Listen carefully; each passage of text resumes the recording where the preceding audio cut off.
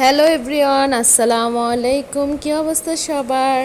আজকে হচ্ছে চাঁদ রাত, আর দেখেন আমার ঘরের পরিস্থিতি কি অবস্থা, আমি কিভাবে এলোমেলো করে রেখেছি। কারণ আজকে আমি অনেক বড় একটা অলকালাত কেটে শেপ মতো করে আমার ফার্নিচারে যেখানে যেখানে লাগবে সেখানে সেখানে রেখে দিচ্ছি। আর এই যে জানালা দরজার পর্দাগুলো সব ক্লিন করেছি 2 দিন যাবত। আসলে শেষ টাইমে যে এত পরিমাণ কাজ করতে হয় বলার মতো না। এই যে এই ঘরের বিছানাটা শুধু একটু গুছিয়ে রেখেছি যাতে কেউ আসলে একটু বসতে পারে। আর এই যে এক বালতি কাপড় চোপড় এগুলোও ধুতে হবে আমাকে।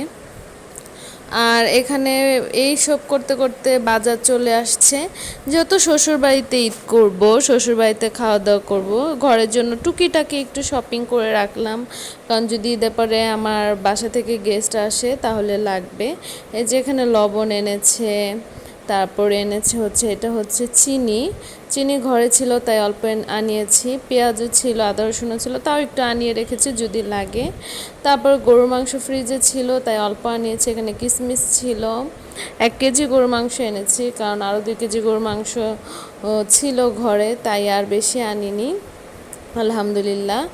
আর আগেই তো ব্লগে শেয়ার করেছি মুরগি টুরগি আগে এনে রেখেছি, মুগ ডাল এনেছে। আর আমার হাজব্যান্ড আমি দুইজনই সেমাই পছন্দ করি না, সেমাই কি মিষ্টি জাতীয় জিনিস আমরা পছন্দ করি না। গরম মশলা, জিরা, কিশমিশ, পোলার চাল, আরও কালকে থেকে তো আবার সকালের ডিউটি শুরু, সেটা হচ্ছে রুটি পরোটা বানানো। তো এই যে একটা বিম সাবান এনে রেখেছি, আর ওইখানে ছিল কিছু টুকুরটাকি বাজার, আর এখানে 2 কেজি একটা তেলের বোতল। আর ঈদ যেহেতু বাসায় করবো না, এইসব বাজারেরও কোনো মূল্য আমার কাছে নেই। যাই হোক, তারপর আলহামদুলিল্লাহ এই যে জামা কাপড়গুলো ধুয়ে ফেললাম, ঘরগুলো গুছিয়ে জামা কাপড় ধুয়ে কমপ্লিট করলাম। এখনও দেখেন আমার রান্নাঘরের কি অবস্থা, সিঙ্কে অনেকগুলো থালা বাসন জমে আছে, সেগুলো ধুতে হবে। চাঁদ রাতে মানুষ পার্লারে যায়, নিজের টেক কেয়ার করে, আর আমি হচ্ছে যে সংসারে কাজ করতে করতে আমার অবস্থা কাহিল। মাঝে মনে হয় একটা হেল্পিং হ্যান্ড হলে খুব ভালো হতো, কিন্তু কিছু করার নাই। অনেক টাকা লাগবে চিন্তা করলে আর ভাবি নিজের সংসার কাজগুলো নিজেই করব। যাই হোক, টাকাটা বিষয় না, বা টাকাটা অনেক বড় বিষয়, যতটুক নিজে করা যায় ততটুক। তো শ্বশুরবাড়িতে যেহেতু চলে যাব, ঘরগুলো সুন্দর করে গুছিয়ে রেখে যাব। আমার কাছে মনে হয় কি, যাই হোক যেখানে যাই না কেন, ঈদটা তো নিজের ঘরটাও একটু সুন্দর করে গুছিয়ে রাখতে হয়, এসে একটা ঈদ ভাইবস যাতে ঘরের মধ্যে পাওয়া যায়। তো এই যে আগের বেডশিটটা আমি এখন সুন্দর করে তুলে বিছানাটা ঝেড়ে জানালা দরজা সব কিছুর পর্দা লাগিয়ে নিয়েছি। শুধু আমার বেডরুমের নতুন বিছানা চাদর বিছাবো, এটাও নতুন, শুধু একবার পেতেছিলাম।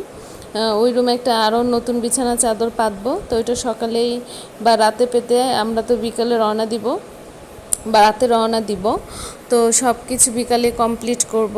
ওইভাবে আজকে কেন জানি রমজানটা শেষ হয়ে যাচ্ছে, এটা একটা মনে খুব কষ্ট, জানি না, খুব খারাপ লাগছে। রমজান মাসটা কি সুন্দর গিয়েছে যেটা বলার মতো না। আর আজকে যেহেতু শেষ ইফতার, তাই আর ঘরে কিছুই বানাইনি।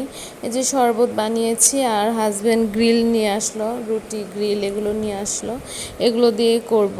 আর শেষ রমজানের প্রস্তুতি বলতে কিছুই না, ঈদের আনন্দ তখন দ্বিগুণ হয়ে যায় যখন নিজের প্রিয় মানুষগুলোর সাথে ঈদ করা যায়। আমার হাজব্যান্ড এখানে আছে, কিন্তু আমার আব্বু আম্মু তো আমার কাছে নাই, তো তাদের জন্য খুব বেশি কষ্ট লাগে। তো ইফতারের আগ মুহূর্তে নামাজ পড়ে এসে উজু করে বসেছিলাম, এবং রাতে যেহেতু রওনা দিব ইফতারের পরপরই ড্রেসগুলো সব বের করে নিলাম। ভাবছি কোনগুলো নিব আর কোনগুলো রেখে যাব, কিছু বানানো কিছু বানানো না। তো এখান থেকে বাছাই করে হয়তো 2-1টা জামা নিয়ে যাব, যেহেতু ঈদের পরের দিন আবার ঢাকা চলে আসব, তাই আর হবে না, বেশি দিন থাকতে হবে না। এখানে চুজ করছিলাম কি কি নিব না নিব, এগুলো গুছিয়ে কমপ্লিট করে দেন মেহেদি পরে নিলাম, কারণ ওইখানে হয়তো মেহেদি পরার সময় পাবো না। তো এই যে মেহেদি পরে নিলাম। আপনাদের চাঁদ রাত কেমন কেটেছে অবশ্যই জানাবেন, আর সবাইকে অগ্রিম ঈদ মোবারক। আল্লাহ হাফেজ।